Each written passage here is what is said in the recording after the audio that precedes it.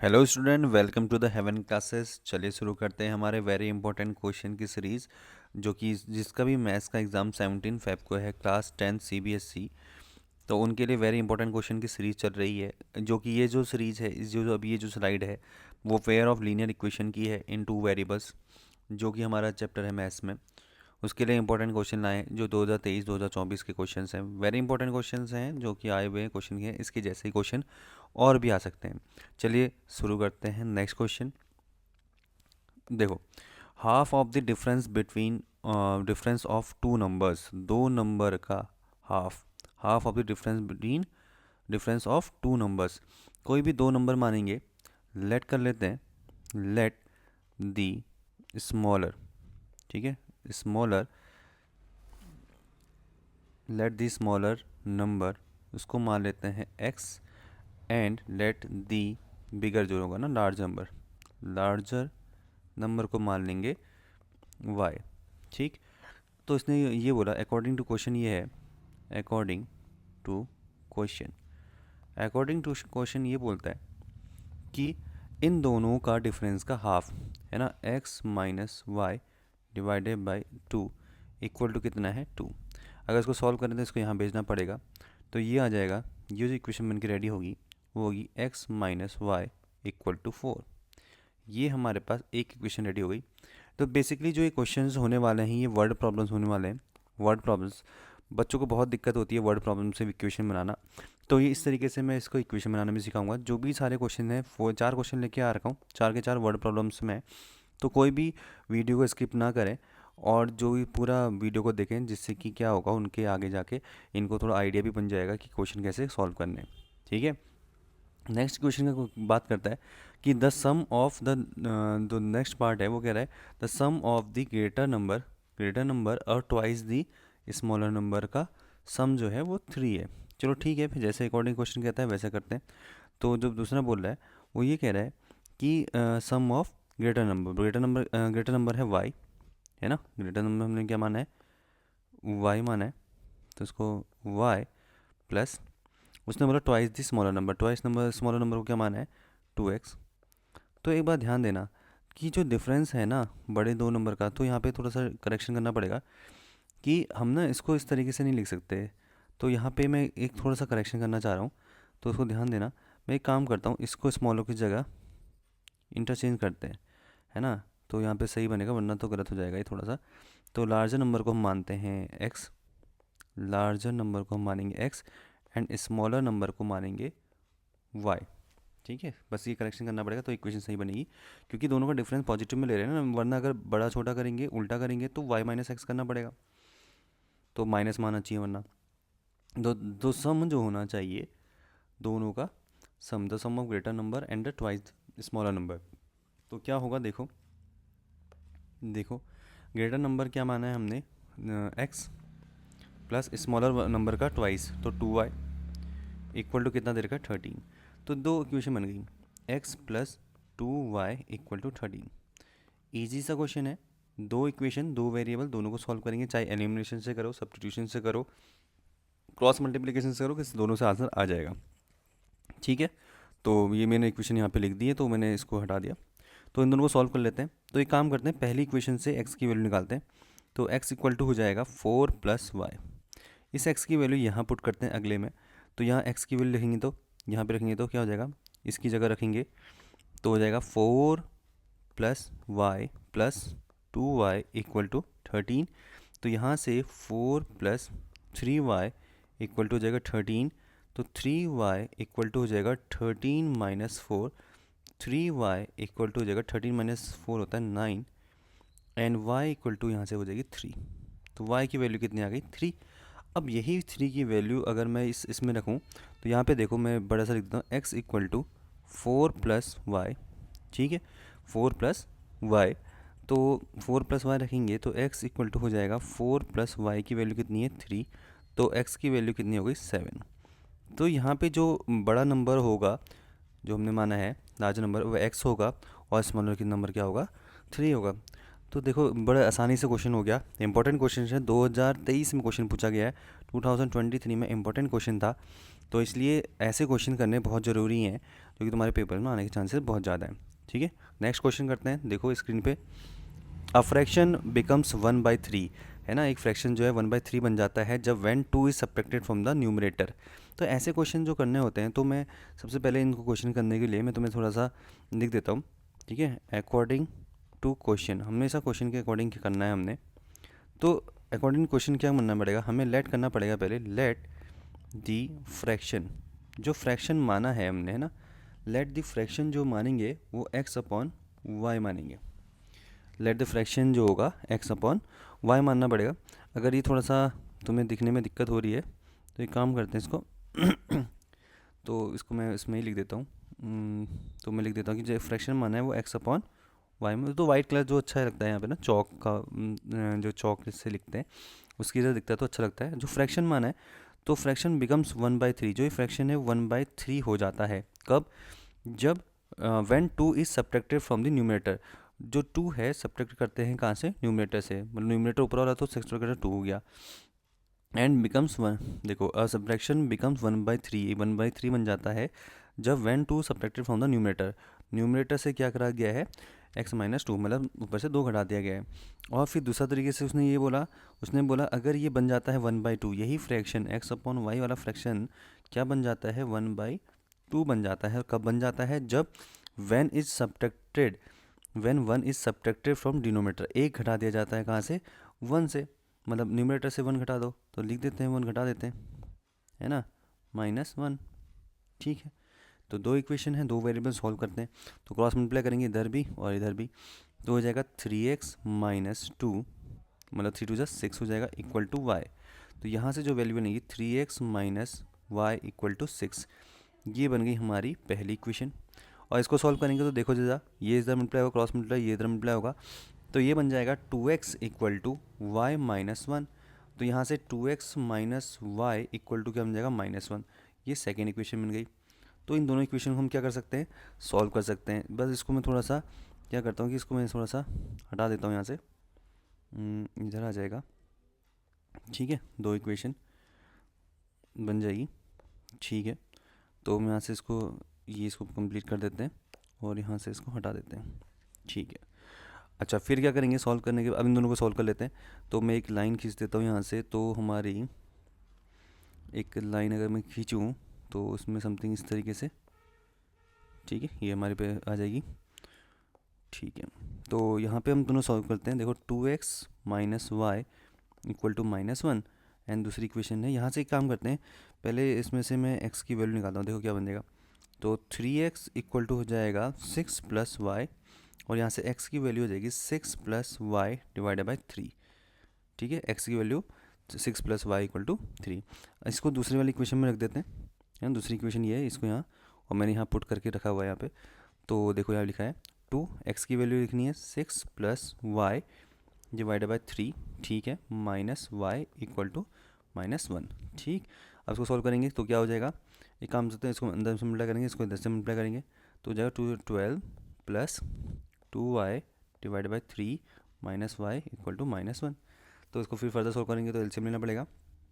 तो 12 + 2y - 3y / 3 = -1। ये 3 को यहाँ मल्टीप्लाई करो, तो यहाँ से हो जाएगा 12, ये हो जाएगा माइनस का y = -3। तो यहाँ से हो जाएगा y = 15। ठीक, इधर उधर भेज के ये इधर चला गया, ये इधर आ गया, तो +15 हो जाएगा, y = 15 आ गया।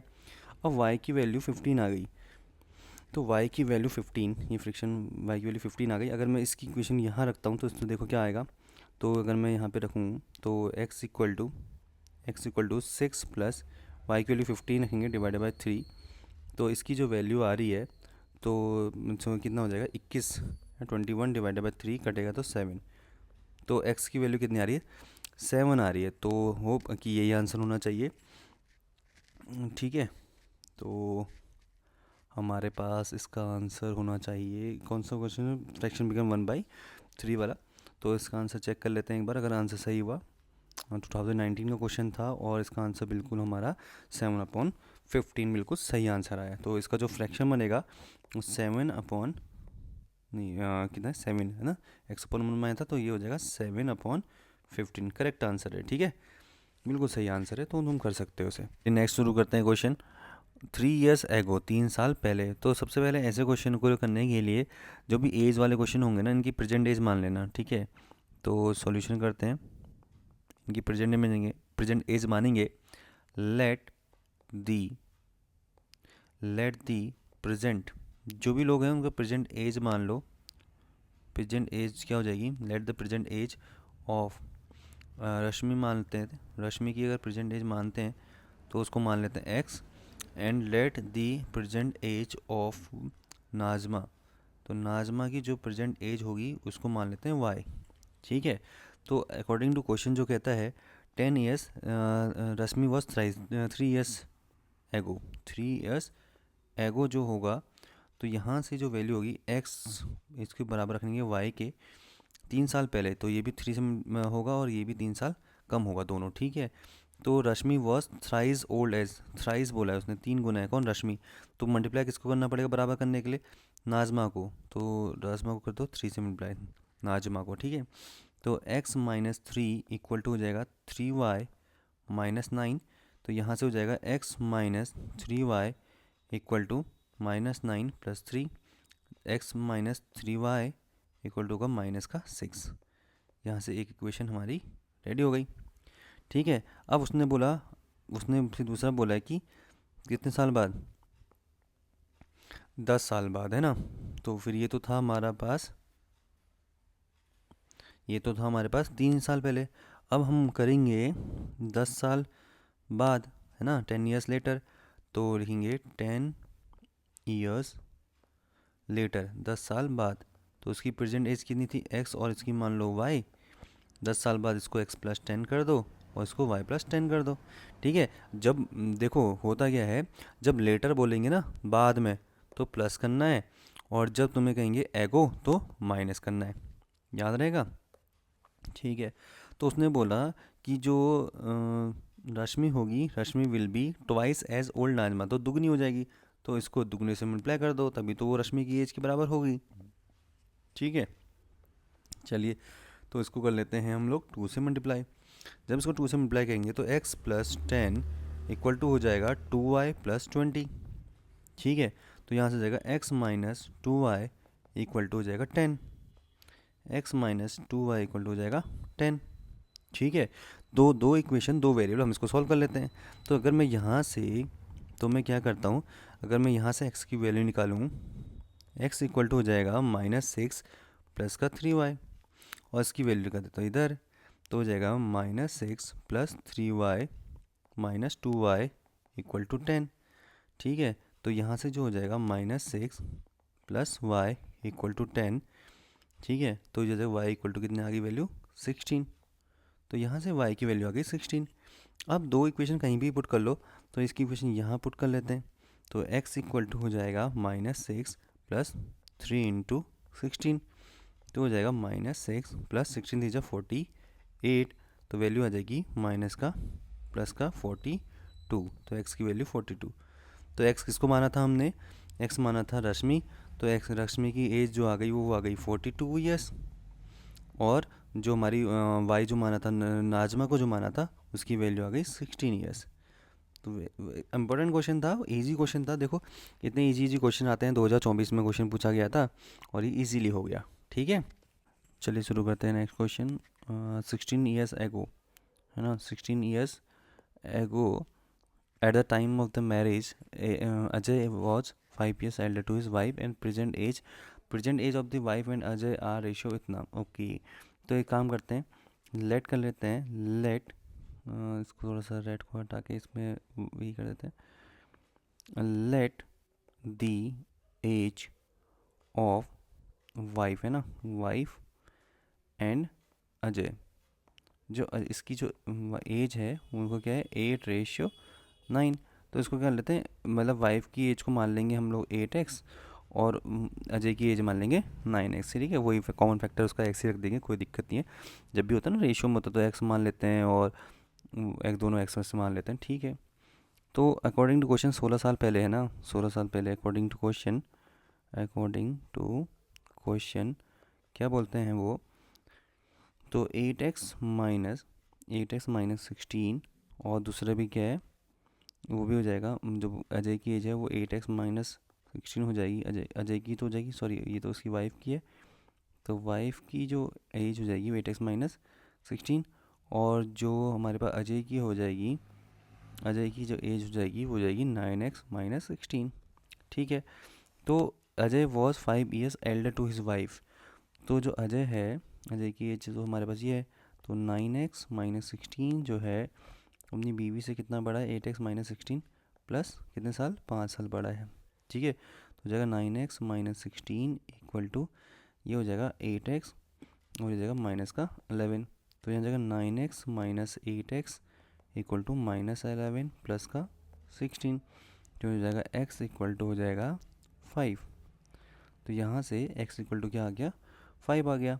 तो मैं इसको अगर मैं सिलेक्ट करूँ, थोड़ा सा ऊपर ले जाता हूँ इसको, ठीक है, थोड़ा सा ऊपर लेकर यहाँ पे रख देते हैं, ठीक है, और इसको थोड़ा सा छोटा भी कर देते हैं, ठीक है। अब देखो, अब क्या करना है, अब यहाँ पे x की वैल्यू कितनी आ गई, 5।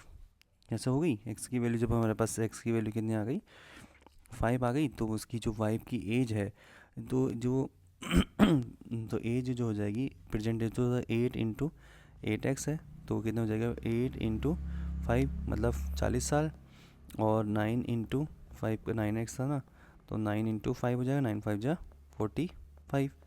ये हमारे पास आ गया ना इतना साल। ये जो वैल्यू आ चुकी है वो इसकी जो 40 ईयर्स प्रेजेंट एज आ गई 40, और 45 आ गई इसकी प्रेजेंट एज। ठीक है, लेकिन जो हमने वैल्यू निकालनी थी वो क्या निकालनी है, वाइफ और जो अजय है उसकी उस टाइम देखो 16 ईयर मतलब मैरिज लिखा भी है ना कि find their age at the time of their marriage, marriage के टाइम में उसकी क्या उम्र रही होगी वो निकालना है। तो मैरिज के टाइम में तो उम्र ये है ना 8x-16। तो एक काम करते हैं, तो 8x-16 में इसमें वैल्यू रखेंगे जब, तो 8x-16 जो है, तो ये हो जाएगा हमारे पास 8x की वैल्यू 40 -16 करेंगे, तो वैल्यू आ जाएगी हमारे पास किसकी, उसकी वाइफ की एज की। और अगर वहाँ पे अजय की होगा, तो अजय की जो जो एज दे रखी है मैरिज के टाइम पे 9x-16 दे रखा है, तो 9×5 = 45 -16 करते हैं, तो इसका करेंगे तो ये आ जाएगा 24 ईयर्स, और ये जाएगा 29 ईयर्स। तो ये हमारा इसका आंसर है। ठीक है, अगर आपको ये वीडियो पसंद आती है तो प्लीज़ लाइक करें, शेयर करें एंड कमेंट करें जो भी तुम्हें कुछ चाहिए, और मेरे चैनल को सब्सक्राइब भी करना।